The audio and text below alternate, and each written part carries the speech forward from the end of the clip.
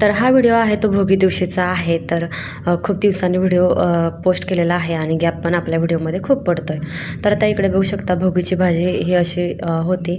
तर त्याच्यामध्ये सगळं प्रिपरेशन मी आदल्या दिवशी करून ठेवलं होतं. फक्त जे बटाटा आणि वांगा आहे तर ते दुसऱ्या दिवशी चिरलं होतं. त्यामध्ये गाजर, भिजवलेले हरभरे, शेंगदाणे, पावटा, वाटाणा, शेंग असं खूप होतं आणि वरून शेंगदाणे भरपूर सारे टाकले होते.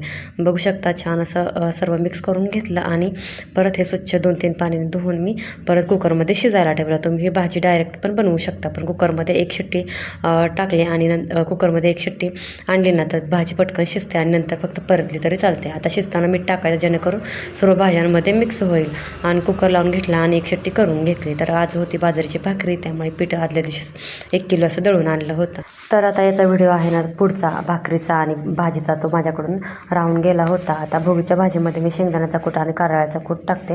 तुम्ही काय टाकता हे मला कमेंट्स करून नक्की सांगा.